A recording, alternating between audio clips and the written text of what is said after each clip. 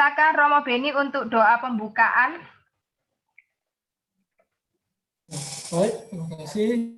Selamat sore Bapak Ibu, rekan-rekan semuanya. Hari ini kita akan bersama mengadakan webinar. Semoga kita akan dilindungi Tuhan dan segala acara kita bisa berjalan dengan lancar. Mari kita siapkan hati kita dan batin kita supaya kita dapat mendapatkan rahmat-Nya. Dalam Bapa dan Putra dan Roh Kudus. Amin. Amin. Bapa, kami bersyukur pada kesempatan hari ini, dalam masa-masa sulit ini, kami masih diperkenankan untuk berjumpa dan berkumpul bersama. Kami pada sore hari ini ingin belajar dan menimba pengalaman, pengetahuan dari rekan kami, Ivan. Semoga Engkau menemani untuk hidup kami dalam masa-masa sulit ini. Semoga inspirasi-inspirasi yang disampaikan oleh Ivan bisa memberikan kepada kami semangat baru dalam karya hidup kami. Kami juga berdoa untuk moderator kita, semua Bu Silvi, dampingilah, temanilah, supaya dapat memimpin kegiatan ini dengan baik dan berjalan dengan lancar. Dan dampingilah kami semua yang hadir di tempat ini. Semoga hati kami terbuka, pikiran kami tercerahkan, dan telinga kami diberi damai dalam mendengarkan dan mengenal lebih baik lagi pengetahuan dan pemahaman baru ini. Akhirnya kami berdoa untuk seluruh teman-teman kami, rekan-rekan kami yang belum bisa hadir, terutama anggota ISKA, Cabang Surabaya ini. Semoga mereka dikuatkan, dijaga kesehatannya dalam masa yang sulit ini, dan mendapatkan peneguhan dari-Mu sendiri. Kami persembahkan seluruh acara kegiatan proses hari ini dengan pengantaran putra terkasih Tuhan kami, Yesus Kristus. Kemuliaan kepada Bapa dan Putra dan Roh Kudus, seperti pada permulaan, sekarang, selalu, dan sepanjang segala masa. Amin. Bapa dan Putra dan Roh Kudus. Amin. Terima kasih Romo. Ya. Selanjutnya kami persembahkan untuk Bu Ketua ISKA, Bu Faridah, untuk memberikan sedikit say hello kepada teman-teman, saudara, Bapak, Ibu, saudara semua. Terima kasih, Bu. Terima kasih, Bu Siska. Selamat sore, Romo Beni, Romo Moderator ISKA, Cabang Surabaya. Selamat sore, Bapak narasumber Ivan Sinarso. Ya. Selamat datang dan selamat bergabung di ISKA Cabang Surabaya. Selamat sore, Bu Silvi yang jadi moderator ya. Ini orang WM semua nih, 3 orang yang saya sebutkan ini. Beni, terharu. Silvi, dan Ivan ini semuanya dari Widya Mandala ya. Bu Vero juga selamat sore, Bu Susi, semua ya teman-teman yang lain, Pak Kendi juga ya, Pak Andika ini juga next narasumber ya, Pak Andika ya. Jadi ya, saya mengucapkan puji syukur dulu kehadirat Tuhan Yang Maha Esa ya, bahwa kita masih diberi kesempatan ya di dalam situasi yang semakin menguat itu menguatirkan gitu ya. Kita masih boleh kumpul-kumpul di sini ya. Ngeri sekali kalau dalam seminggu ini saya sudah mendapatkan berita ya, teman meninggal, bahkan ada dalam satu keluarga ada 3 yang meninggal gitu ya. Karena apa ya? Karena ya memang kita nggak tahu ini makhluk nano size ya, particle size-nya itu ukurannya nano. Kita nggak bisa lihat dia ada di mana ya.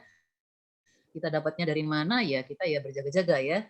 Saya setiap hari masih ke kantor bertemu dengan orang banyak ya. Ya saya berusaha untuk menjaga imunitas dari dalam ya. Dengan kemudian protokol kesehatan juga. Nah, teman-teman juga sekalian saya kira juga kita perlu ya itu ya. Nah, mungkin untuk teman-teman yang baru sekali ini bergabung ya, ini adalah forum wadah kegiatan ISKA yang selama masa pandemik ini hanya bisa kita lakukan secara daring seperti ini ya. kita tidak memungkinkan untuk bertemu, biasanya rutin setiap setiap bulan itu ada misa di Kapel Widya Mandala ya. Tetapi dengan setelah misa biasanya kita ada kegiatan ya sharing seperti pada hari ini ya, nanti sharing akan disampaikan oleh Ivan ya terkait dengan bagaimana sih menyiasati gitu ya, berbisnis gitu ya di masa pandemi ini. Ini orang-orang muda yang luar biasa ya, bagaimana memanfaatkan apa namanya teknologi gitu ya untuk kita bisa tetap survive gitu ya. Nah, kita perlu juga nih menimba ilmu ya. Saya selalu senang ya untuk wawasan yang baru. Kenapa? Karena di dunia pendidikan itu ada yang dinamakan dengan lifelong learner ya, pembelajar seumur hidup ya, pembelajar sepanjang hayat ya.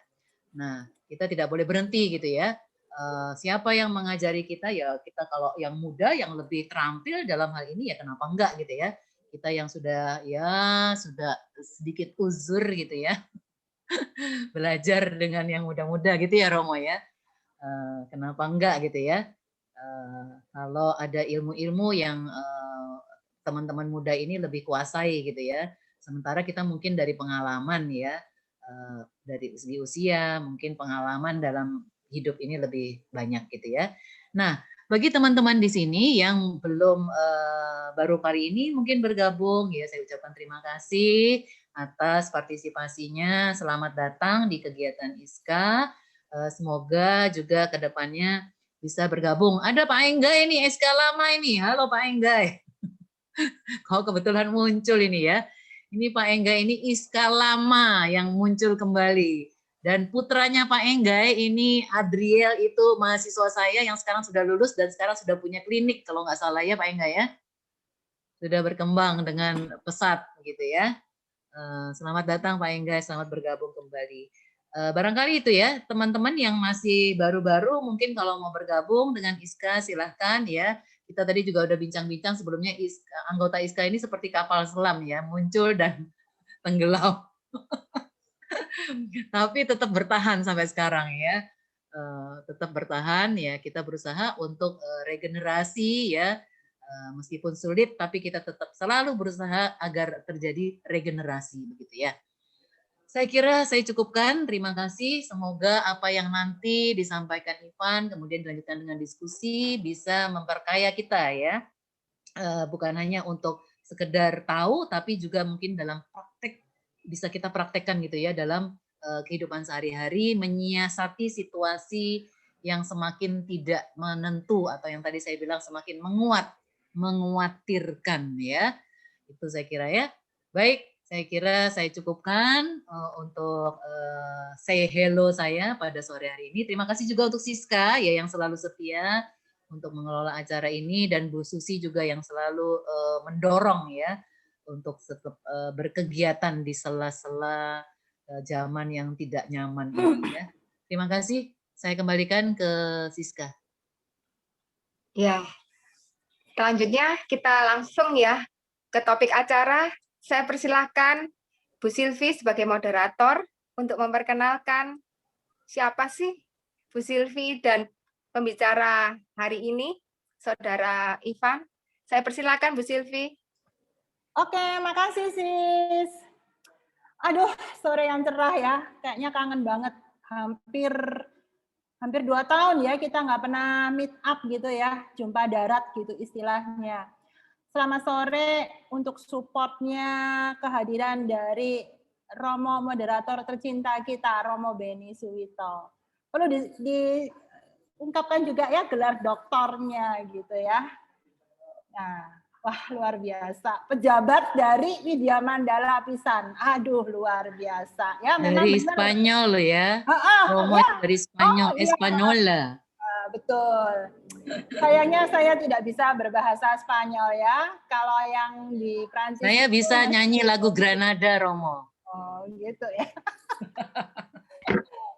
Aduh, ya jadi terharu ya Bu Farida ya. Setiap kali acara webinar dari ISKA ini mungkin sudah yang keempat kali ya Bu Farida. Yang terakhir kan kita ada acara parenting di Yakobus itu ya. Ya, lebih nah, itu mungkin udah lebih. yang yang di Santo Yakobus itu parenting, salah satu pembicaranya juga orang Widya Mandala dari dosen psikologi. Jadi terima kasih untuk Romo Beni, Bu Farida yang tetap semangat, strong gitu ya, ketua. Aduh, hebat.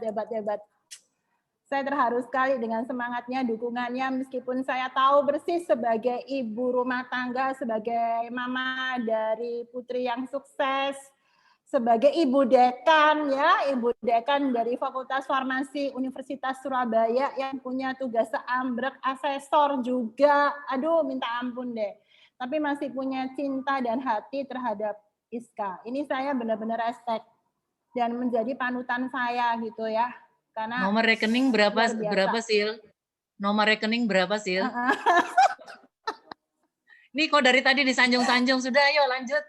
Enggak, benar serius nih ya, Bu, benar. Padahal Bu Farida sorry freeze. Ini kayaknya oke.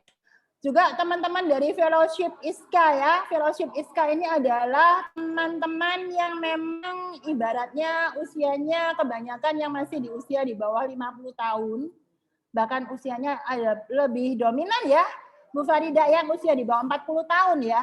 Yang rata-rata usianya 20-30 tahun gitu ya. Fellowship ISKA itu. Mereka itu sangat kuat, istilahnya itu pertemanannya sangat kuat, kegiatannya aktif, dan gawangnya adalah Ibu Susi. Luar biasa Ibu Susi. Ibu Susi memang sudah senior, tetapi jiwanya selalu muda dan punya hati, punya cinta terhadap ISKA. Kami appreciate ya buat Bu Susi ya, Bu Farida, Romo Beni ya. Ini benar-benar panutan kita Bu Susi. Kemudian buat teman-teman pengurus ISKA ya, di sini ada Pak Rinus ya, Dewan Penasehat ISKA, kemudian ada Pak Andika. Pak Andika itu koordinator untuk bidang psikologi dari ISKA, dan memang benar ya, penuh dengan orang-orang Widya Mandala. Untuk saya juga sangat berterima kasih kepada teman-teman yang datang dari jauh, dari Semarang. Terima kasih banget ya, appreciate banget ya dengan acara kami. Kemudian Pak Ignatius Man datang dari Ruteng, padahal di Ruteng sekarang ini udah sore banget Bu, udah mau menjelang maghrib ya. Tapi demi ISKA, Pak Ignatius Man yang usianya juga baru 31 tahun, mau meluangkan waktu pada Funfest. Ini juga sebuah organisasi yang nggak main-main, karena itu saya tahu persis orang-orang yang berkecimpung di situ itu adalah orang-orang yang sudah menjadi bimilioner.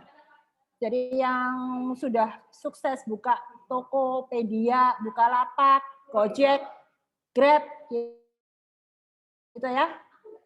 Sangat penerima beasiswa untuk pelatihan yang diselenggarakan oleh United Nation. Nah, saya tahu persis ya gimana kompetisi dari PBB, karena saya tahun 2004 juga pernah mendapatkan beasiswa dari UNESCO untuk ke Prancis. Itu nggak main-main, susah banget. Ini luar biasa Pak Ivan. Untuk acara Unleash Innovation Lab di mana di Cina tahun 2019. Kemudian menjadi finalis nasional dari 8.000 pelamar. Dari mana? Wirausaha Muda Indonesia yang diselenggarakan oleh Bank Mandiri. Kita tahu itu nggak main-main juga. Susahnya minta ampun. Untuk masuk ke finalis aja susah. Screeningnya luar biasa ya. Jual idenya juga mesti keren banget gitu ya. Kemudian mendapatkan sertifikat beasiswa pelatihan manajemen bisnis dari Asian Coach. Bersama Bank Muda Mandiri. Project Manager di Monggo Software House yang bertanggung jawab dalam memimpin tim dan mengelola konsumen produk berupa website travel, ERP, and online shop. Nah ini kayaknya kalau ERP ini saya masih asing ya. Kayaknya Pak Ivan perlu jelasin. From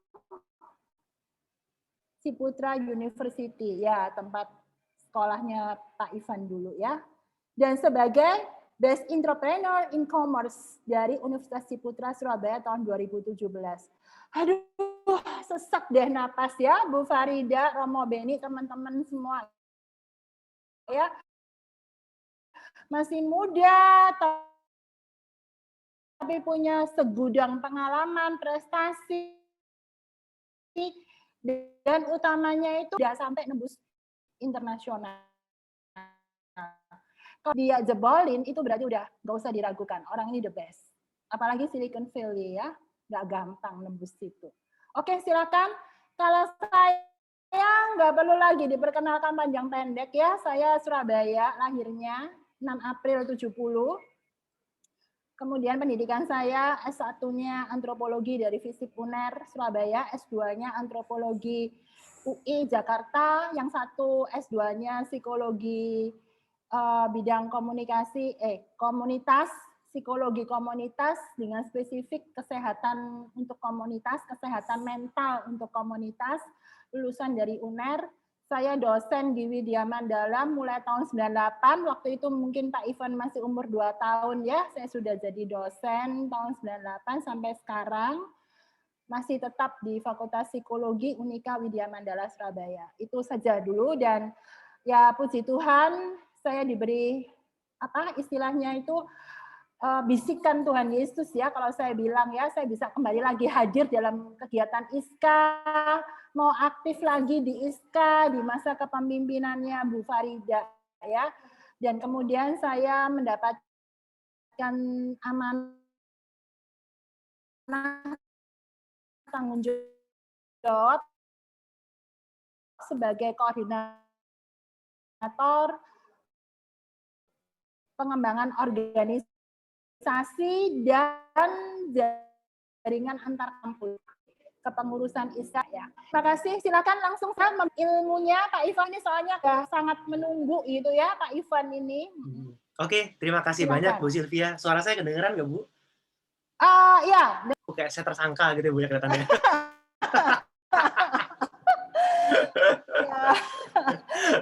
Silakan. Ya, sebelumnya selamat sore Bu Farida, Romo Beni, Pak Rinus, dan Bu Susi. Terima kasih banyak kesempatannya untuk mengundang saya sharing di sini. Kebetulan saya juga sudah join ISKA Surabaya, jadi ada di grup juga. Ini daripada kita ngelihat kalau misalkan di berita-berita tuh berita negatif, terus saya coba kita pikir ngobrol-ngobrol soal yang lain ya, bagaimana cara mengembangkan bisnis di masa pandemi. Siapa tahu bisa fresh, nanti bisa mikirin yang lain lebih jelas lagi. Sebelumnya perkenalkan sekali lagi, nama saya Ivan Sinarso. Saya adalah, tadi betul kata Bu Sylvia, saya juga pelaku bisnis dan juga seorang dosen mentor di kewirausahaan Widya Mandala. Jadi tugas saya di sana untuk mengembangkan bisnis-bisnis teman-teman mahasiswa yang ada di sana. Jadi mereka di bawah saya training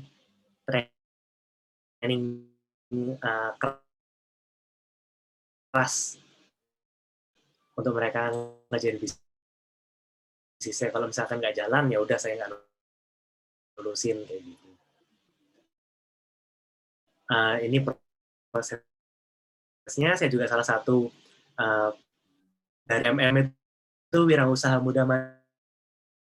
Jadi kita kayak bisnisnya lumayan jalan di Desa Membangun, harus muda juga. Jadi gitu, dan curhat di sana.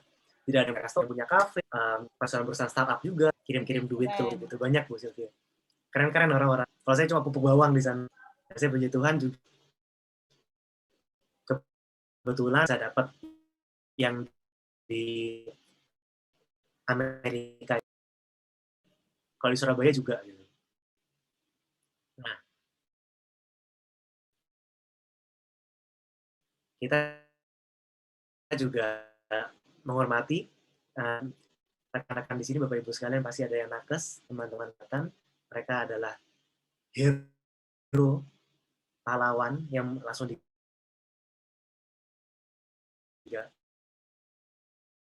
gelanggang depan. Tapi kita juga sebagai masyarakat juga harus menjadi pahlawan juga di rumah kita masing-masing. Itu untuk menjadi pahlawan ekonomi. Banyak teman-teman saya yang bisnisnya langsung down kena COVID. Bu Farida sama Bu Sylvie ingat pas lagi agak turun, kan sudah mulai terbuka tuh ya. Bisnisnya sudah mulai happy mereka, terus kayak event-event sudah bisa dijalankan, terus tiba-tiba down lagi nih, gara-gara COVID lagi. Jadi mungkin yang akan kita bahas di sini.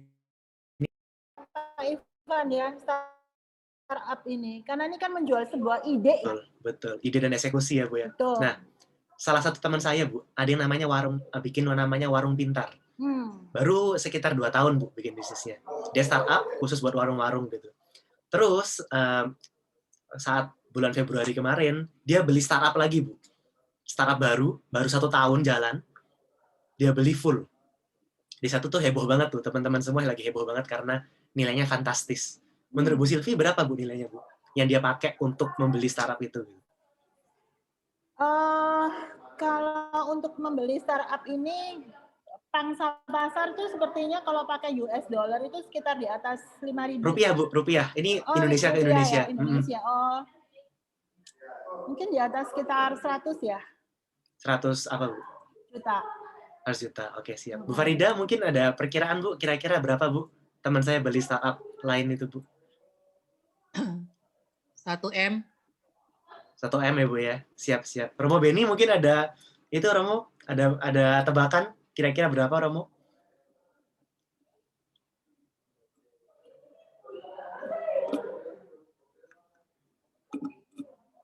Atau Bu Susi?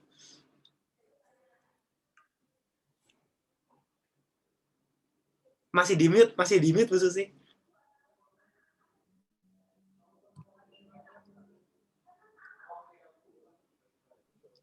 Ya, sekitar M. Sekitar M ya berarti ya. Pak Rinus mungkin ada pikiran nggak Pak? Kira-kira dia beli startupnya berapa M Pak? 10-an. 10-an ya. Oke, siap Pak. Tapi boleh tanya jadi saya. memang begitu. Siap, boleh Pak, boleh. Itu core-nya atau bisnisnya di bidang apa? Retail Pak. Dia bikin warung-warung kecil gitu Pak.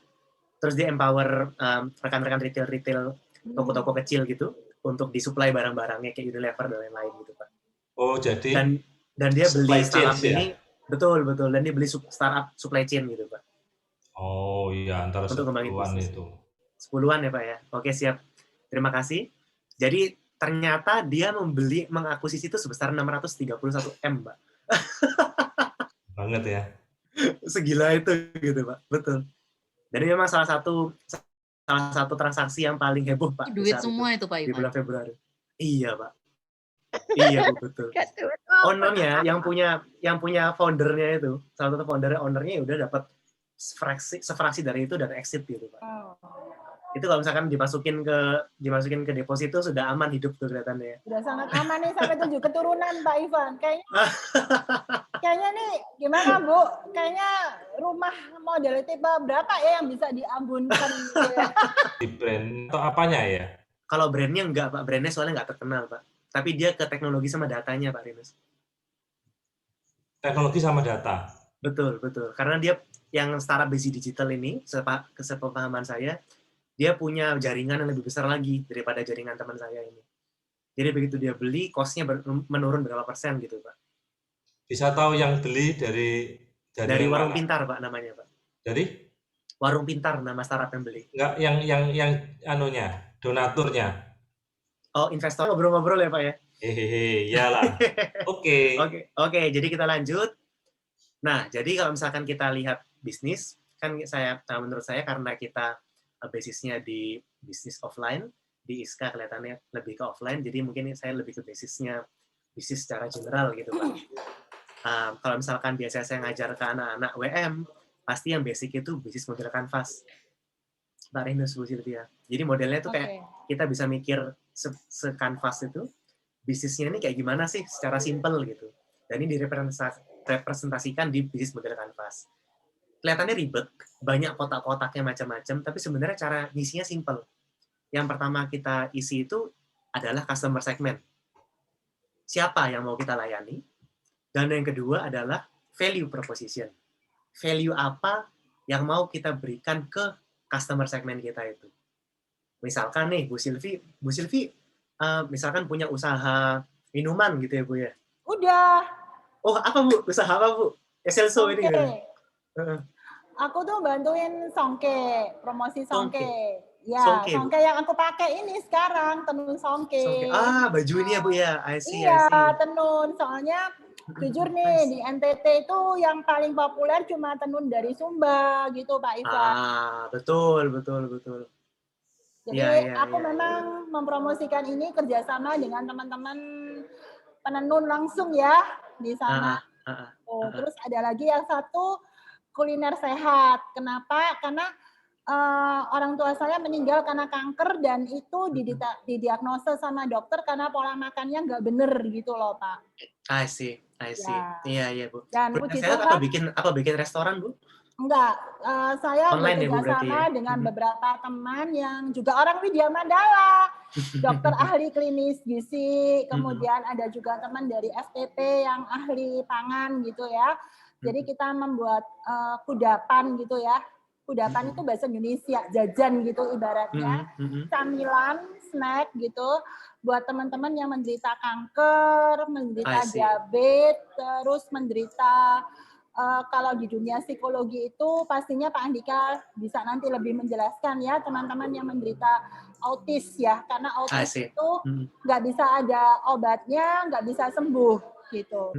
Dan kalau salah makan kasihan mereka, pasti akan seperti racun gitu masuk dalam tubuhnya. Jadi kita membantu. Nggak boleh sembarangan makan gitu ya. Ya benar, kita membantu dan kita juga sistemnya adalah benar-benar membantu para petani-petani untuk bisa ngerti yang namanya go green. Jadi nggak pakai ini ya pupuk-pupuk yang berbau pestisida dan kimia. Karena orang yang kena kanker, diabetes dan autis itu kan nggak bisa sembarangan gitu kan makannya. Iya, betul.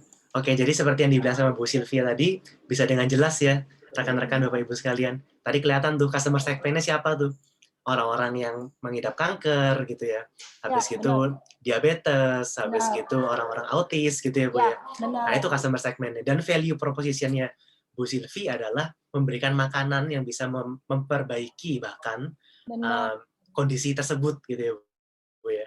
Jadi bisa pakai, kalau misalkan kue gitu bisa pakai gula yang stevia atau mungkin yang... Enggak, kita nggak boleh malah pakai kayak gitu. Nggak pakai gula ya malah ya Bu ya? Nggak boleh. Yang kita mau kasih itu hanya madu, dari madu asli atau dari gula nira. Gula nira pun buah kelapanya itu harus yang benar-benar go green tadi, nggak boleh ada pestisida sedikit pun saja karena mereka ini kan sensitif banget makannya. Betul. Apalagi yang kena kanker. Betul. Dan di sanalah kelihatan kan value proposition-nya Bu Sylvie apa gitu. Contohnya salah satu contoh lagi di Esilso nih, kan Bu Sylvie lagi di Esilso nih. Ya benar. Customer segment mereka kan milenial kayak Bu Sylvie nih ya berarti ya.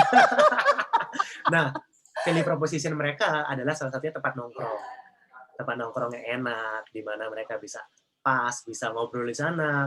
Atau kalau misalkan pebisnis kayak Pak Rinus, itu buat tempat lobby, tempat ngobrol negosiasi gitu, atau tempat ngobrol-ngobrol ke orang.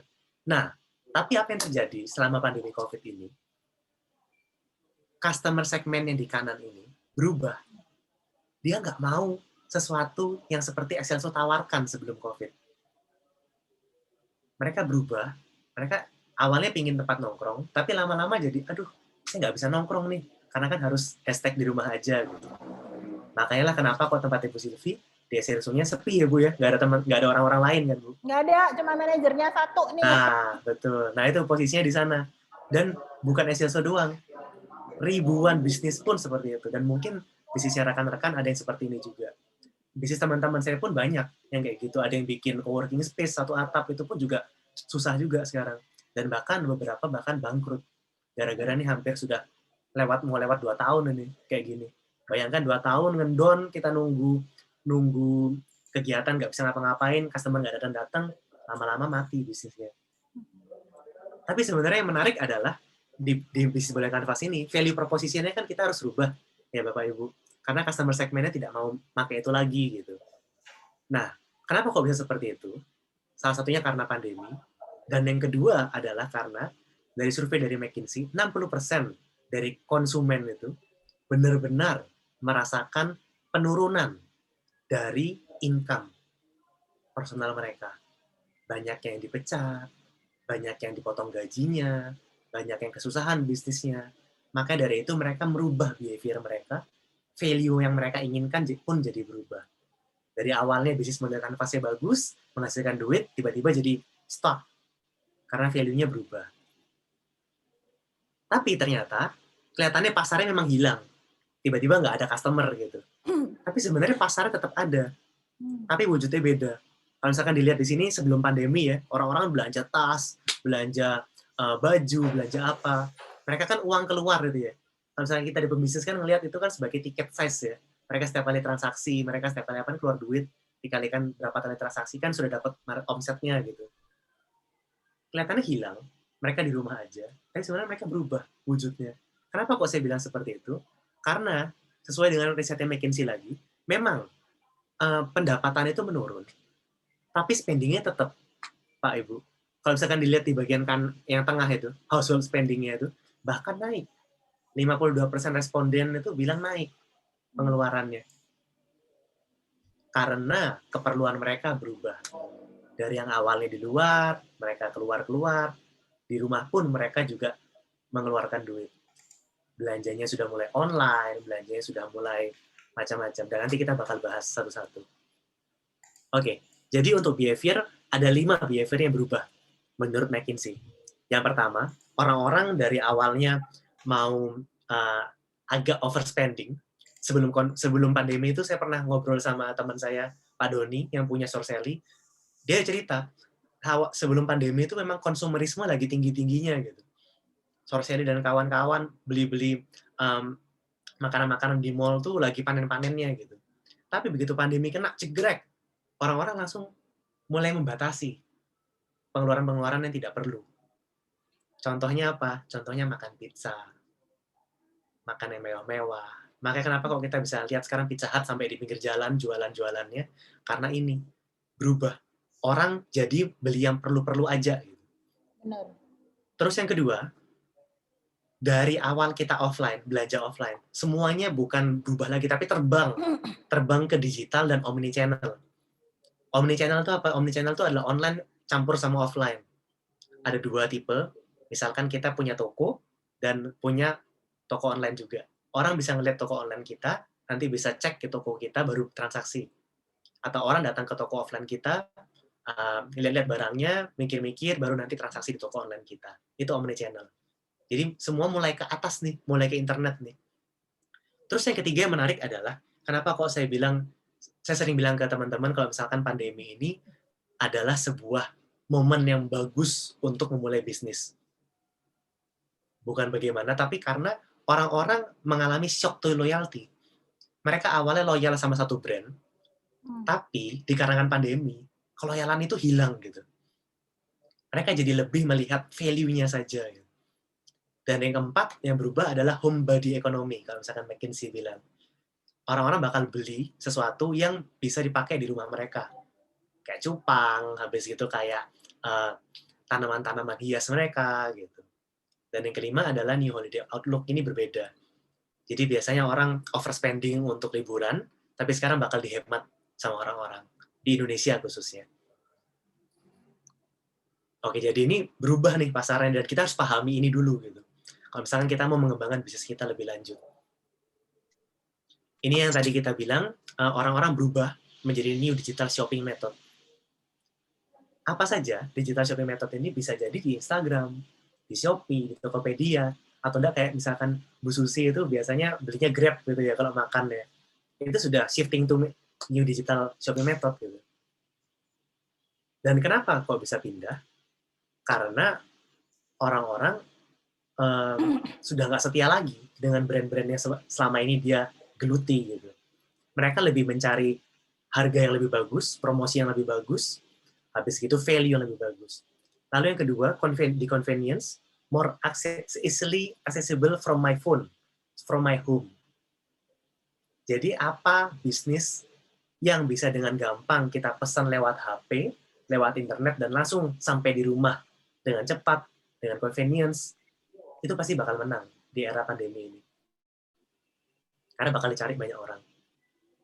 Oke, jadi itu kira-kira perubahan value-value yang ada di Indonesia. Sekarang mungkin kita bakal bahas ke bagaimana cara mengeksekusinya gitu. Nah, ini masih basic-basic aja cara mengeksekusinya. Yang pertama, pasti kita harus merubah flow bisnis model kita, Bapak Ibu sekalian. Dari yang awalnya punya bisnis offline, itu harus kita rubah untuk changing bisnis modelnya ke online.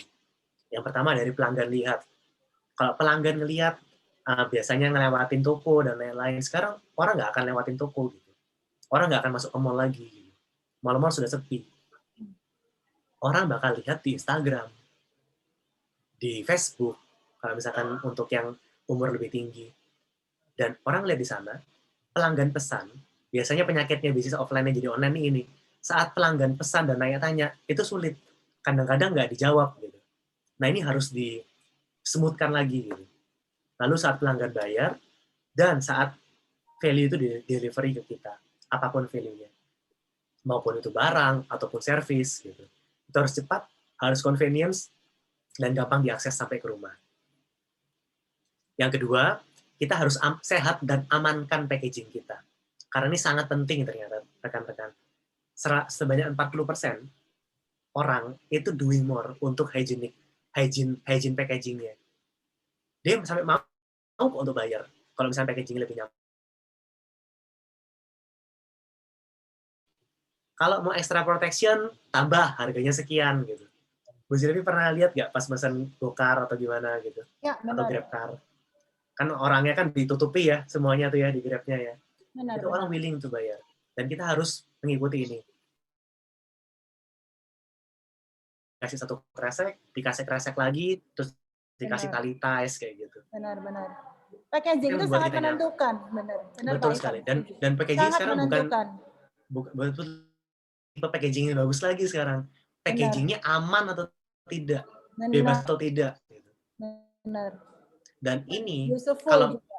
Betul. Dan Bu Silvi kan juga orang psikolog ya Bu ya. Pasti kan tahu Bu kalau misalnya sudah jadi 2 tahun kayak gini terus kan bakal susah untuk hilanginnya gitu. Dan ini kita harus mulai masukkan ke bisnis kita sendiri gitu untuk mengembangkannya. Ya, benar. Kayak pakai kresek double, habis itu pakai tali strip, bisa yakinkan customer juga kalau misalkan barang kita steril gitu. Bisa jadi ngomong kayak, oh customer kita sudah seminggu sekali swab antigen gitu, jadi aman, barang-barang pasti aman dan lain-lain karena sudah di screening dengan tepat gitu. Itu kan bisa membuat isohar juga ya, lebih nyaman gitu untuk pelanggannya. Terus yang ketiga, kita mulai digital marketing.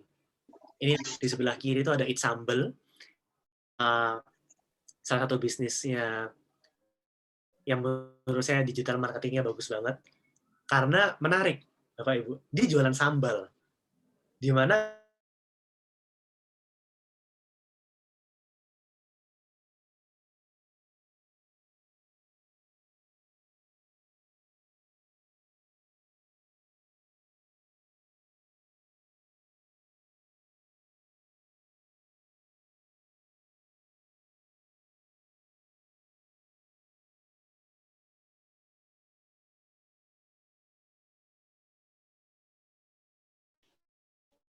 kita cari customer segmen kita di Instagram yang mana, kita follow orangnya, kita like foto-fotonya, biar dia notice kita gitu.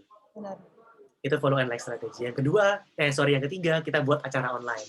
Misalkan kita bikin webinar kayak gini, atau kita bikin modelnya kayak IG Live sama artis dan lain-lain. Habis itu terapkan strategi lead magnet, bisa juga. Tapi ini terlalu panjang, nanti mungkin kita lanjutkan di sesi berikutnya. Terus ada ikut paid promote di universitas. BM kan sering tuh Bu, anak-anak mahasiswa tuh paid promote gitu Bu.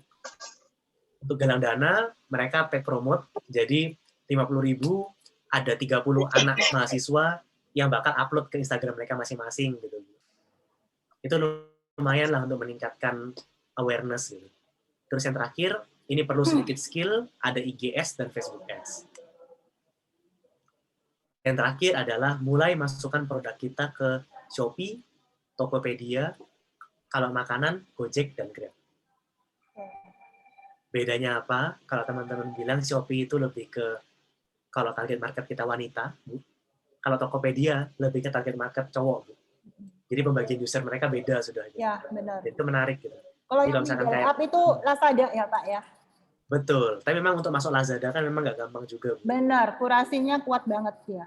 Betul. Tapi hajar semua aja menurut saya. Ini kan kayak nyebar jaring ya Bu ya. Benar, nyebar jaring aja gitu. Dan kita harus tech savvy gitu. Harus melek sama internet. Oke. Terus yang keempat adalah yang harus kita tidak lupakan adalah aktif berinteraksi dengan customer.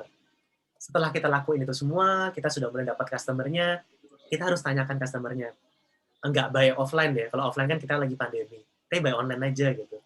Misalkan, Pak Adi gimana kabarnya? Gitu misalkan. Dan ini saya pakai sampai sekarang. Pasien-pasien saya selalu saya chatin gitu. Kalau misalkan ada beberapa secara random gitu, gimana kabarnya? Sekarang kayak gimana? Dari kabar customer tersebut, kita bisa mikir dan kita bisa tahu, oh, value-nya mereka tuh ini nih, yang mereka inginkan nih. Problem mereka tuh ini. Ayo kita solve yuk. Gitu. Nanti bikin produk baru lagi. Dan itu bakal everlasting, muter terus. Jadi customer tuh harus sebagai teman, bukan sebagai orang yang dimanfaatkan untuk diambil uangnya, tapi kita harus membantu mereka. Betul sekali, Bu Sylvia. Cocok banget nih. Terus yang kelima, berdoa, jangan lupa mengucap syukur, dan percayalah. Ora et labora. Kalau misalkan kita nggak percaya, kita selalu mikir negatif, aduh pandemi, banyak banget tuh Bu, teman-teman ada beberapa yang, aduh jualan gue sepi nih gara-gara pandemi gitu. Tapi mereka nggak ngapa-ngapain gitu. Sepi nggak ada pandemi, tapi nggak mencari cara untuk berubah gitu. Untuk mencoba yang lain, tidak bersyukur, tidak berdoa gitu ya, jadi repot gitu Bu. Jadi itu saja, sekian materi dari saya. Mungkin bisa lebih banyak di diskusinya, saya harapkan. Mungkin teman-teman, rekan-rekan, Bapak Ibu mau tanya-tanya, silakan kita diskusi. Keren banget ya, Pak Ivan ya, bagus banget. Itu sesuai banget gitu ya, bahwa rezeki itu sebetulnya adalah bonus ya. Jadi kalau mau usaha segala sesuatu, langsung pikirnya tentang semua gitu ya. Betul. Artinya apa? Kita melakukan sebuah karya itu adalah sebagai sebuah tanggung jawab kita sebagai manusia kepada Tuhan, kepada sesama gitu. Makanya benar apa yang dikatakan di akhir tadi, bahwa jangan lupa berdoa, tapi bukan cuma berdoa saja, tapi kita harus berusaha. Sebagai manusia kita punya 2 tangan, 2 kaki ya Pak Ivan ya, dan semuanya harus bisa bermanfaat gitu. Setuju banget, karena saya teringat dengan salah satu alumni kami dari Fakultas Psikologi, dia itu disability gitu, laki-laki, kakinya polio, cacat, jadi nggak jalan, kemudian tangannya yang sebelah kiri bengkok, tapi dia sudah bisa menyelesaikan gelar sarjana psikologinya, dan dia mencari uang, istilahnya mencari makan untuk biaya hidupnya, dan bayar SPP di Fakultas Psikologi dengan jualan konten. Jadi dia menjadi meng-endorse, karena dia pinter musik ya, penyanyi gitu.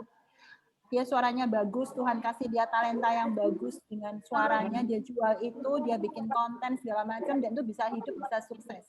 Oke, saya langsung buka saja. Teman-teman yang mau bertanya, berdiskusi, monggo bisa langsung ditanyakan kepada Pak Ivan.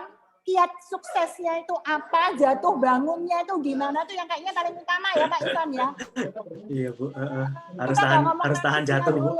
Benar, manisnya itu anggap aja bonus ya Pak Ivan ya, tapi jatuhnya itu loh, jatuh kayak Tuhan Yesus 3 kali tapi mau bangkit lagi gitu ya, terus jatuh nggak nyung, terus duduk diam nangis, terus bikin pengumuman saya mau bunuh diri di pohon tomat atau pohon lombok gitu ya, kasihan pohonnya dong ya. Setindis tubuh kita. Silakan teman-teman, boleh bertanya langsung atau mau di chat room juga akan saya bacakan kalau memang mau ada yang tanya still. Waduh, sama seniornya langsung. Tanya apa Pak Rinus? Pak Rinus ini legal business ya. Jadi beliau itu memang pakar dalam bidang bisnis, tapi lawyer gitu. Oh, nice. Pak Rinus ini adalah lulusan terbaiknya UNER. Wah, mantap. Panggil nama aja supaya kelihatan muda terus. Pak Rinus. Ya, panggil nama, dan materi ini bagus untuk diketahui bagi orang-orang yang mau berbisnis di awal, apalagi di situasi penuh disruption saat ini. Benar. Nah, yang paling pokok, orang seringkali berhitung-hitung soal umurnya masa inkubasi di dalam proses profil startup dan mencapai BEP. Itu apakah ada rumus kalkulasi teknisnya secara finansial dan bisnis? Mohon. Wah, ini langsung ditanya yang teknis ya, Pak ya. Sorry, Kalau saya jujur, Pak Pak Rin. Ivan, ini minta tolong share Iya. screen-nya ditutup ya, supaya Oh, siap, Bu. wajahnya Oke, Pak sip. Rinus yang gagah dan still yang ini tetap bisa ditampilkan. Gitu. Ya, monggo Pak Rinus. Jadi Ya, untuk rumus BEP-nya ya, Pak ya? ya. Oke. Masa Kalau jujur, inkubasi suatu startup dengan masa inkubasi maksudnya gimana, Pak ya? BEP-nya. Masa inkubasi ya? Jadi startup kan harus masuk dalam suatu ruang inkubator. Oh, iya. Nah, supaya apa? Supaya tidak mengambil judgement yang keliru, belum mateng, udah dibuang atau ditebang. Atau ditunggu terus tapi nggak pernah bisa, kan tadi gantung diri di pohon tomat atau di pohon tomatnya nih. cabai. Nah, inkubatornya ini kan seharusnya startup kan masuk dalam suatu proses inkubator.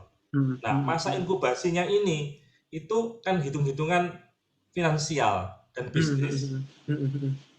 Nah, salah satunya adalah orang seringkali keliru. Kalau tadi dicontohkan bisa 631 juta, 631 M. Itu sebetulnya kan sudah masuk di tahap dia sudah masa panen. Betul. Kemudian dia sudah berbuah. Berarti berbuah dulu masa panen, kemudian ada inventor. Ya kayak SoftBank, membeli Gojek dan segala macam. Nah, itu yang skala besar. Tentu inkubatornya juga jenisnya lain. Nah, yang di kampus-kampus ini, yang Pak Kun sering mempromosikan, masuknya suatu proses inkubator yang harus dipelihara sampai tiba waktunya untuk dikatakan dia BEP, itu apa saja proses yang dilalui dan hitungan teknisnya. Oke, siap. Terima kasih pertanyaannya Pak Rinus. Bu Silvi, ini Pak Rinus langsung nanyanya teknis banget, Bu Silvi. Emang mantap, berkualitas sekali gitu. Karena beliau ini memang legal business ya. Betul. Jadi memang kalau misalkan kita bilang startup, Pak Rinus betul sekali ada masa inkubasi gitu ya Pak biasanya ya. Inkubator, makanya kenapa kok di startup itu ada namanya inkubator, terus ada namanya akselerator gitu Pak. Sebenarnya kenapa kok disebut, untuk teman-teman juga, supaya nyambung juga dengan obrolannya, inkubasi itu artinya saat orang antara dia punya ide atau idenya masih awal, masuk ke inkubasi gitu Pak Rinus biasanya. Dan prioritas inkubasi itu satu Pak Rinus, validasi. Validasi bisnis modelnya dia, it works or not gitu. Apakah idenya benar-benar ada yang mau beli atau tidak gitu. Saya termasuk orang yang pertama kali Pak bikin ide untuk membuat swab antigen dan swab PCR di rumah. Saat itu masih belum ada orang yang bikin kayak gitu, semua masih ke rumah sakit dan lain-lain. Saat itu kan masih ide ya Pak ya, memang perusahaan sudah jalan saat itu. Cuma kan tuh kan saya pakai cara startup lagi Pak, untuk produk-produk saya yang baru itu saya anggap sebagai startup gitu. Saya coba validasi ke customer saya gitu. Nah, saat validasi, kita perlu yang namanya MVP. Bapak Ibu sekalian, minimum viable product gitu. Produk apa sih yang paling kecil, yang paling murah yang kita buat, tapi bisa memvalidasi ide bisnis kita itu gitu. In case saya bikinnya tuh kan ya udah saya bikin brosur aja biasa, brosur biasa. Kalau misalkan orang tertarik, silakan WA ke sini, saya sebar. Dan ternyata it works gitu. Nah, kalau misalkan sudah seperti itu, kita sudah bisa bilang tervalidasi, Pak Rinus.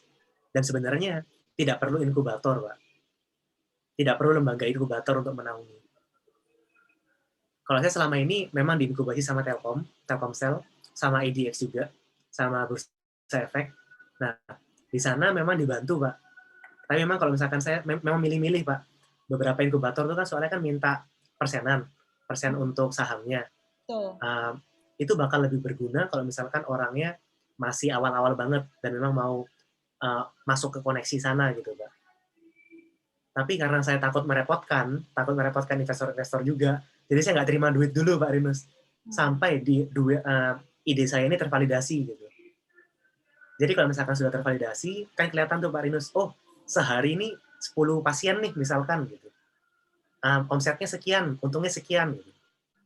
Dengan metrik-metrik yang sekarang misalkan perawat ada berapa, titik coverage berapa dan lain-lain. untuk saya mengcover seluruh Indonesia, saya perlu sekian M nih. Dimana kalau misalkan saya sudah dapat sekian M ini dan saya cover Indonesia, kira-kira dari perhitungan saya kasarannya bakal dapat sekian. Nah tuh BEP-nya berapa kan bisa dihitung dari sana Pak Rinus. Itu yang kadang-kadang bisa dibeli sama investor untuk kerjasama gitu Pak. Dan investor awal pasti dapat diskon rate Pak Rinus. Jadi biasanya investor-investor tuh kalau misalkan, kalau misalkan gue mungkin 3M atau 30M misalkan ke startup ini, kamu nanti setahun lagi bakal reach, targetnya bakal reach 10M per bulan misalkan. Tapi itu kan 30M ya, value-mu ya, value-mu 30M. Ya udah, aku beli, tapi karena aku duluan masuk dan aku menerima resiko itu, potongin aku deh resiko 30% gitu misalkan. Ada diskon rate seperti itu ada Pak Rinus. Jadi kalau misalkan perhitungan finance-nya beda-beda Pak per startup. Tergantung argumen mereka masing-masing biasanya Pak. Kalau misalkan masuk akal ya, Pak Rinus tahu sendiri lah Pak nanti Pak. Oh ini masuk akal, tapi kalau misalkan nggak masuk akal ya udah hati-hati gitu Pak. Mungkin bisa diceritakan gini ya, strateginya gitu ya. Ketika kita melakukan sebuah eksekusi bisnis dan ternyata meleset. Nah, terus gimana nih? Celakanya lagi, saya ini mungkin karena kelahiran tahun 70 ya, jadi rodo-rodo fashionable-nya itu nggak ada gitu ya. Maksudnya masih takut kalau memulai bisnis dengan ngutang gitu, karena inget almarhum Om Bob Sadino itu bilang, heran deh ya, orang mau bisnis tapi ngutang. Padahal ngutang itu kan harus dibayar. Nah, makanya saya waktu mau bikin bisnis AB gitu ya, saya selalu bilang, kita urunan aja deh. Kamu punya cash money-nya berapa, saya punya cash money-nya berapa, Y punya cash money-nya berapa gitu. Kalau terus ujuk-ujuk menganggunkan sertifikat rumah ke bank itu kayaknya dredeg juga gitu. Nah, ini gimana? Nah, kalau misalkan kita bilang bisnis tuh sama kayak fase kehidupan, Bu. Ada fase-fasenya gitu. Dari awal kita bikin, kita baru punya ide, terus kita bikin awal, itu resikonya besar banget, Bu. Resikonya besar sekali. Karena kan belum tentu orang suka sama produk kita kan. Belum tentu orang senang dengan produk kita atau kayak ini useful banget nih, sesuai kalau misalnya kita bilang bisnis model kanvas tadi, sesuai dengan value yang diperlukan oleh customer segmentnya gitu Bu. Belum tentu kan Bu. Nah itulah makanya tadi seperti yang saya bilang ke Pak Rinus, kita harus validasi gitu. Apakah benar orang perlu produk ini gitu. Dan kalau misalkan kita di fase itu, jangan ngutang. Benar. Kalau saya apalagi beberapa aliran startup di luar negeri dan lain-lain memang mengedepankan investing. Jadi bukan ngutang tapi minta investasi gitu, Bu. Benar. Kalau saya bukan aliran yang demen investasi, Bu, karena beban moral ke investornya gitu. Ya. Kalau misalkan sukses ya happy bareng, tapi kalau misalkan gagal kan kita yang ngajak mereka gitu, Bu. Ya, jatuh miskin mendadak gitu. Terus betul, gimana kan kasihan. Tapi kalau misalnya menurut saya, Bu, jujur saya tuh pas awal-awal banget itu juga coba-coba bisnis juga, Bu. Banyak, Bu. Mungkin sekitar 10-an gitu. Pas awal-awal pas umur belasan gitu, Bu. Saya pernah bikin sate. Saya ngampet sate, Bu. Buka sate di pinggir jalan, di Jiwok. Saya bikin laundry, saya bikin apa. Jangan bilang gitu ya, tetangga saya jual sate, udah bisa bikin rumah kos 2 tingkat loh. Nah, betul. Tapi di sana saya sadar, Bu, kalau misalkan bisnis itu memang nggak terlahir sama gitu. Ada bisnis yang bisa scalable, bisa cepat berkembang. Ada bisnis yang memang jadi, kalau menang tuh jadi icon gitu. Benar. Contoh tuh makan-makan khas Surabaya misalkan. Ya gitu. Misalkan kayak Spiku Surabaya itu, value-nya mereka kan juga depannya kan jadi makanan khas Surabaya gitu. Lapis Surabaya gitu ya. Nah, betul, Spiku Surabaya, lapis Surabaya. Dan kalau saya ke Jakarta, ngasihin teman-teman pasti Spiku Surabaya. Ya. Tapi begitu dia buka di Jakarta, value-nya hilang. Saya nggak akan Oke, sekarang lagi. Nanti kasih punyanya kami ya, kan bikin sehat orang gitu ya. Nanti testernya kita ketemu di WM aja deh. Tapi pada akhirnya, menurut saya kalau misalkan bikin bisnis, terus habis gitu validasi, ternyata nggak tervalidasi, kita malah harusnya happy. Oh gitu ya. Happy. Karena kita lebih cepat tahu kalau misalkan ide itu tidak tervalidasi. Dan kita bisa move on ke ide berikutnya. Ada teman saya yang idealis, Bu. Idealis pengen ide ini terus gitu. 3 tahun dihajar terus, nggak ada duitnya gitu Bu. Pada akhirnya sekarang ya tetap di sana terus posisinya. Memang dia bantu orang 1-2 orang bisa diterbantu. Cuma kan alangkah baiknya kalau dia ganti idenya dan bisa bantu ribuan orang, jutaan orang kan lebih menarik gitu. Oke, Pak Ivan. Nih Pak Ivan ada yang Bangkrut nggak masalah kok bangkrut. ada yang mau nanya nih dari Siska. Saya bacakan aja ya. Siap Bu. Mau tanya, kalau kita udah punya toko online di Shopee and Tokopedia, agar rate toko naik, ada triknya nggak ya? Terima kasih. Red toko ya Bu ya? Red toko. Jadi maksudnya itu, ini pengalaman juga ya. Kenapa ada beberapa teman yang rodok-rodok cemas gitu ya, masukin ke Tokopedia dan Shopee. Karena ternyata itu rate-nya itu nggak naik, tapi malah jadi sumber copy paste gitu, copy paste produk. Kalau menurut saya Bu, kalau misalkan produknya di copy paste harus seneng Bu. Ya harusnya gitu ya. Berarti kan produknya bagus Bu, makanya di copy Nanti paste. kita kembali ke Pak Inus ini ngomongin masalah haki karena pakarnya ngomongin haki. Tapi kalau misalkan harusnya produknya sudah di brandnya sudah di paten, harusnya nggak apa-apa lah Bu. Cuma balik lagi kalau misalkan masih awal initial stage nggak usah terlalu dipusingin lah itu Bu. Kalau misalkan mikir, Bu Siska nanyanya rate naik atau pendapatan naik, Bu? Agar rate toko naik. Nah, kalau rate toko naik banyak.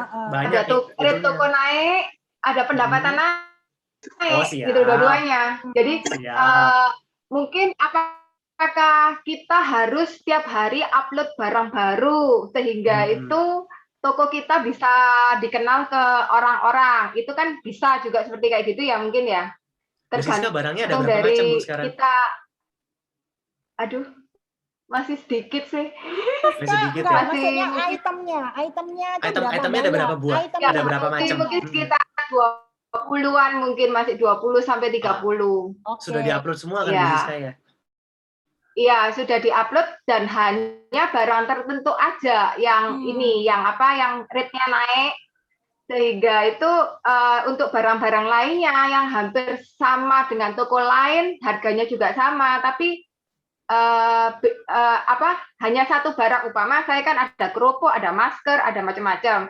Nah, si kerupuk ini yang top rate pertama kali. Tapi untuk yang masker itu harganya sama di toko lain, tapi dia tidak naik, ya standar biasa lah. Itu mungkin ada trik-trik. Waduh.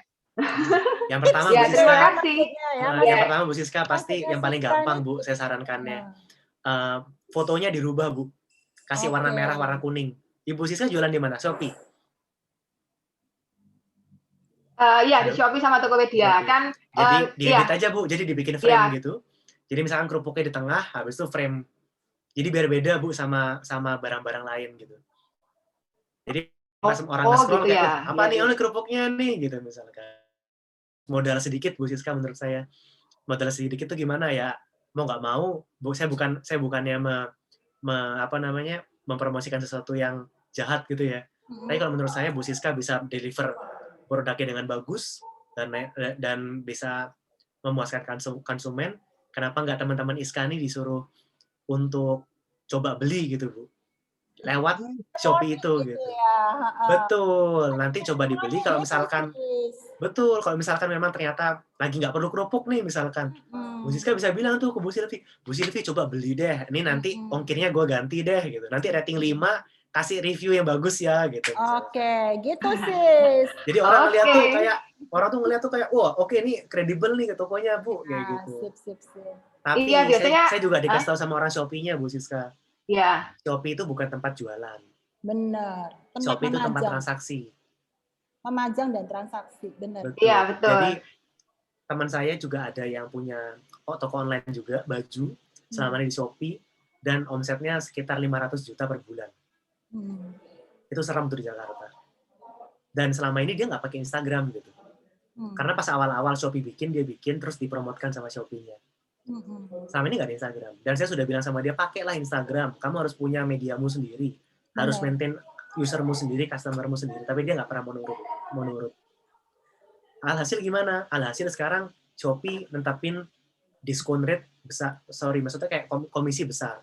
Ya. Karena ketahuan Shopee ngeliat, oh ini untungnya besar nih orang nih, 500 juta nih.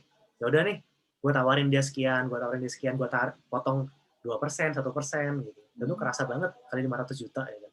Ya, Dan sekarang penjualannya menurun semua. benar. Kenapa? Karena orang-orang memang lagi nggak nyari baju. Ya, benar. Alangkah, bayangkan kalau misalkan dia sudah punya IG, setiap konsumennya dia nanti dilempar ke IG-nya dia, follow IG ya, nanti dapat diskon misalkan, atau dapat apa gitu misalkan. Supaya ingat terus, dia bakal bisa lebih bagus. Jadi Bu Siska harus marketing online sendiri juga, Bu. Ya, betul. Jadi ini ada customer juga lewat dari online, dia tanya untuk direct telepon. Jadi kita transaksi di luar gitu loh. Yes, betul, bisa. Ya, itu. Nah, nanti testimoninya tuh disimpan Bu Siska. Karena enaknya internet itu, kan kita kan lebih dari 80% orang tuh beli karena dengar dari orang lain, Bu Siska. Ya, percaya betul. Gitu ya. Percaya Pak gitu ya. kan, Percaya. Betul. Karena kan kita nggak kelihatan ininya nih, kita nggak kelihatan toko offline kita nih. Kita nggak kelihatan muka kita baik apa enggak kan gitu. Benar. Kan shady semua gitu kan, ini apa, ini cuma kertas doang gitu, cuma gambar doang. Benar banget sih. Testimoni lebih bagus Bu Sis. Benar, testimoni itu penting testimoninya banget. Terus.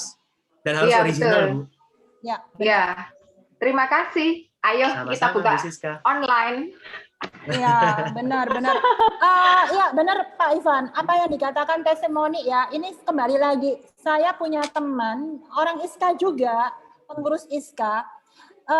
Jadi dia itu punya usaha, awalnya punya restoran ya, depot gitu ya, depot rawon gitu ya.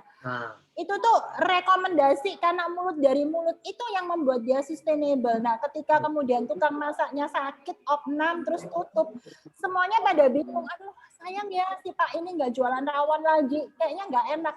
Jadi testimoni itu benar-benar sangat ini ya, sangat tajam banget gitu loh. Sebagus apapun, itu juga dari brandnya Widya Mandala. Testimoni dari para alumninya itu kena banget. Kalau alumninya ngomong A, waduh itu pasti banyak banget. Tapi kalau udah ngomong X gitu bahaya banget. Betul. Silakan buat teman-teman yang lain dari pengurus maupun dari teman-teman yang jauh nih, mana suaranya Pak Mans? Yang dari Semarang juga. Ini mumpung ada Pak Ivan nih yang orang muda juga ya, seusia kalian semua nih. Yang Pak Mans ini usianya baru 31 tahun. Yang dari Semarang juga usianya baru 30 tahun gitu ya. Ini Pak Antoni. Halo Pak Antoni. Ya, silakan Pak Antoni.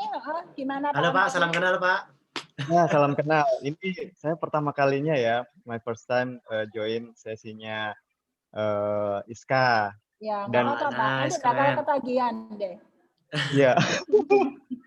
Iya, jadi saya pun dapat flyernya itu juga dari papa saya sebenarnya gitu. Oh gitu, nggak apa-apa Pak. Ya silakan. Ya, karena saya juga ini. Nah, oke, saya mau langsung aja. Saya mau menambahkan sedikit terkait tadi ada pertanyaan Ibu yang terkait dengan marketplace ya, bagaimana meningkatkan rating begitu. Nah, kebetulan saya sendiri kan memang latar belakang IT. Begitu, saya sendiri juga hampir setahun ini cukup serius untuk mengelola lapak digital saya begitu. Sebelum-sebelumnya sih saya hanya sekedarnya, tapi pas momennya pandemi masuk itu saya sudah punya produk yang memang sudah siap untuk dipasarkan. Nah, untuk meningkatkan rating atau exposure ya. Jadi memang awal-awal ini kita butuh meningkatkan exposure atau paparan ke para pengguna aplikasi, terutama kalau kita menggunakan digital apps atau digital online shop. Nah, pertama mungkin konten, kita perlu perbaiki konten seperti itu, dan yang kedua reference link. Jadi saya memang mungkin transaksi saya di salah satu di Tokopedia, saya sebut aja ya, dalam setahun ini saya baru sekitar 680 transaksi gitu. Itu untuk yang Tokopedia saja. Kalau yang Shopee memang agak analisisnya agak cukup, dashboardnya itu cukup ini detail. Jadi secara UI, user interface itu memang Tokopedia menurut saya yang paling baik. Jadi kalau pemula saya sarankan mulai dari Tokopedia. Begitu. Jadi mulai dari aplikasi sellernya, kemudian untuk buyernya juga itu mereka lebih user friendly. Nah, untuk meningkatkan exposure itu saran saya sih memperkuatnya itu dengan preference building ya. Nah, kebetulan saya sendiri bisa membuat suatu landing page. Setiap produk yang saya upload itu saya selalu buatkan landing page-nya. Jadi cara saya untuk mempromosikan suatu produk itu tidak saya share link-nya dari sebuah produk di etalase saya, tapi saya membuat landing page. Katakanlah di situ saya punya portal teknologiindonesia.com, kemudian saya subdomainnya saya kasih misalnya screen guard gitu. Contohnya produk screen guard. Nah, di situ orang akan lebih mudah mengklik, kemudian di dalam landing page itu saya sudah siapkan link-nya untuk marketplace-nya, misalnya di Shopee, di Tokopedia, di Bukalapak, seperti itu. Sehingga reference link ini cukup membantu mengarahkan pembeli ke produk atau lapak kita. Itu salah satu tipsnya gitu. Saya sama sekali tidak menggunakan media sosial seperti Instagram untuk mempromosikan produk saya, tapi saya di situ menggunakan tadi yang strateginya yang Bro Ivan tadi sampaikan, itu follow and like. Saya tapi lebih banyak main di Twitter. Di Twitter itu saya tidak mempromosikan produk saya, tapi saya setiap komen atau postingan dari sender yang cukup banyak likersnya itu saya komen, kemudian beberapa komentar yang cukup tinggi ratingnya itu saya juga like juga. Follow and like itu yang saya lakukan. Cara menjual online. Gitu. Kemudian satu lagi tambahan dari saya mungkin karena ini sudah digital, masuk ke era digital kita butuh digital ID. Gitu. Itu cukup penting. Kita sudah tidak bisa lagi menggunakan seperti name card konvensional seperti itu, tapi digital ID. Betul, Pak Feli, enggak akan untuk kita. Warni. Sepertinya itu dari saya sementara. Enggak usah ada tadi saya share itu pakai Instagram atau apa. Nah, ini dari Bu Warni. Pakai ngeling. Mungkin bisa di-mute dulu Bu Warni. Ya, minta tolong di-mute ya teman-teman, soalnya masuk gitu. Oke, Pak. Nanti omongannya kedengeran. Kita bisik-bisik aja deh nanti kalau ngomongnya yang private gitu. Pak Antoni keren deh, masukannya bagus banget. Ini ada lagi satu pertanyaan, Pak Ivan, dari Ibu Francisca Edith. Kalau tadi Siska, kalau yang ini tadi, yang kedua ini namanya Francisca Edith. Saya punya digital payment online di saat seperti ini untuk bisa bersaing dengan digital e-commerce. Apa Enggak, Pak Antoni, tadi masukannya bagus banget. Jadi teman-teman, Bapak Ibu sekalian, tadi Pak Antoni cerita kalau dia jualan online-nya step higher tuh ya, pakai landing page dan lain-lain, itu ngobrolin soal SEO, soal Google, dan lain-lain. Tapi karena kalau misalkan rekan-rekan nggak punya basis IT, katanya start dari media sosial aja cukup kok. Gak apa-apa, dijalanin aja. Pasti bakal bagus banget kalau lewat IG dan lain-lain. Oke, mengenai pertanyaan Bu Francisca, punya digital payment online. Digital payment online ini maksudnya gimana ya Bu Pembayaran Francisca ya? online yang ada satu perusahaan kayak startup gitu namanya FastPay. Nah, FastPay, oke. Ya, nah, itu kan cukup besar ya khusus di Surabaya. Ini kan lumayan. Nah, saya sudah hampir 4 tahun lebih usaha ini, tapi masih rate-nya itu masih ya banyak juga pelanggan kanan kiri sekitar rumah gitu sudah cukup. Tapi saya ingin membesarkan lagi yang memudahkan orang-orang tidak perlu misalnya seperti offline store-nya gitu, tapi dengan cukup via handphone, tapi bisa sudah bayar. Karena kan sekarang sebenarnya FastPay itu bisa bayar online kayak listrik, yang dan sebagainya. Ada sebenarnya FastPay sendiri punya seperti toko yang jual kayak ya barang-barang konsumen lah ya. Tapi saya lebih ke payment-nya. Mungkin bisa saya bantu Pak Ivan. FastPay ini memang model warung pintar yang bisa bertransaksi model bank. Jadi saya mesti sebut salah satu brand bank ya, karena ini sangat populer di daerah kami, di daerah Manggarai, di daerah Larantuka, pokoknya di daerah NTT kabupaten-kabupatennya menggunakan FastPay, warung pintar BRI. Itu sangat membantu. Jadi kayak untuk kirim-kirim uang gitu-gitu ya, Bu ya. Betul, untuk transaksi apapun. Karena FastPay ini sistemnya MLM berarti. Ya, seperti Sistemnya MM, MLM tapi ya berarti ya Bu ya. tapi saya tidak menggunakan multi level Ya, marketingnya, ya. cuman Jadi lebih kayak untuk modelnya untuk membantu. apa namanya dapat akses untuk jualan itu gitu ya Bu ya berarti ya. Iya, betul. Oke, nah sekarang kalau misalkan ditanya, kenapa kok orang beli di Bu Francisca, nggak langsung ke Topet? Kenapa Bu? Kalau menurut Ibu Francisca? Karena Topet sendiri sudah bisa beli listrik dan lain-lain tuh Bu sekarang Bu. Iya, maksudnya kan karena kita kan bersaingnya dengan kayak Topet, Shopee dan sebagainya, Dana, yang itu kan orang sudah bisa dengan sendirinya menggunakan itu tanpa harus keluar gitu. Nah, kita kan Betul. Nah bersaingnya itu apa tuh? Unique value-nya apa tuh berarti? Harga kah? Harganya kalau di Bu Francisca lebih murah?